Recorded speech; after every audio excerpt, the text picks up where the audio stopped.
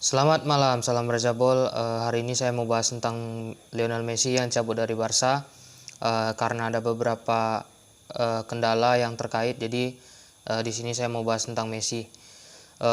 Messi seperti yang kita tahu adalah ikon dari Barcelona selama hampir 17 tahun dia di klub, memberikan banyak gelar, memberikan prestasi yang gemilang bagi Barcelona dan juga dirinya menyabet 6 Ballon d'Or dan beberapa prestasi lainnya. Itu merupakan suatu kebanggaan bagi Messi dan juga kita selaku pecinta sepak bola, apalagi persaingannya dengan Ronaldo itu bisa dibilang salah satu persaingan yang masih sampai sekarang ini masih dibicarakan lah gitu.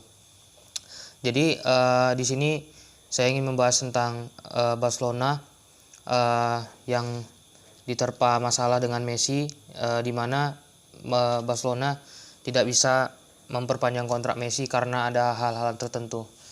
Jadi seperti yang kita tahu kan, Messi dan Barcelona ini sebenarnya udah sepakat soal perpanjang kontrak.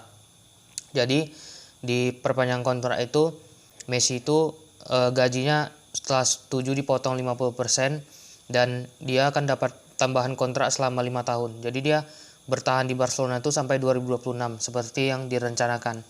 Tapi karena pembatasan aturan dari La Liga soal aturan gaji, jadi si Messi itu tidak bisa didaftarkan ke pihak La Liga karena gaji pemain Barcelona yang lain itu lumayan besar. Contohnya Griezmann, Dembele, Coutinho itu salah satu pemain yang gajinya besar di Barcelona. Terus masalah lain yaitu Barcelona ini kan ikut dalam ISL kan sama Madrid dan Juve. Jadi presidennya La Liga, Javier Tebas, itu memberikan pilihan kepada Barcelona, perpanjang kontrak Messi atau dan keluar dari ISL, atau yang kedua itu lepas Messi atau tetap bertahan di ISL. Akhirnya Laporta mau nggak mau harus memilih antara dua pilihan itu, dan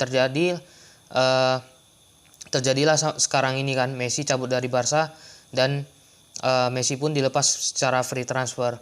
Nah, ternyata setelah saya baca-baca di berita juga, ada juga saya lihat di akun-akun Barca, bahwa Messi ini dia sebenarnya belum puas dengan skuad Barca sekarang.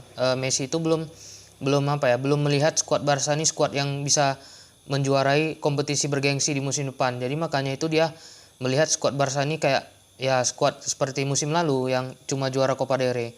Meskipun skuad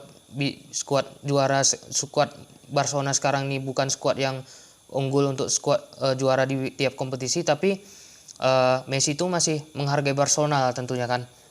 Nah, akhirnya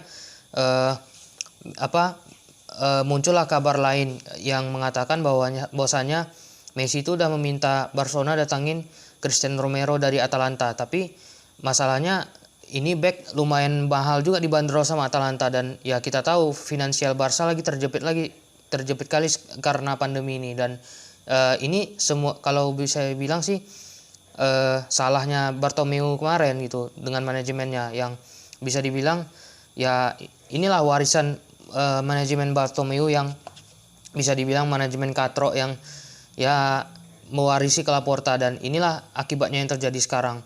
Dan sekarang ini pun pemain-pemain baru Barca kayak Aguero, Depay, Eric Garcia itu belum bisa didaftarkan oleh Barcelona. Dan parahnya lagi sekarang pemain kayak Griezmann, Coutinho dan Dembele itu belum mau gajinya dipotong gitu. Nah, ini yang membuat Barcelona ini sekarang kayak gimana ya? Kayak mereka tuh harus kembali ke awal lah kalau untuk masalah keuangan. Jadi bisa dibilang ini masa-masa sulit juga bagi mereka. Meskipun mereka datangin beberapa pemain, tapi bukan berarti itu bisa menyelamatkan finansial mereka. Malah finansial mereka bisa dibilang sekarang lagi terpuruk.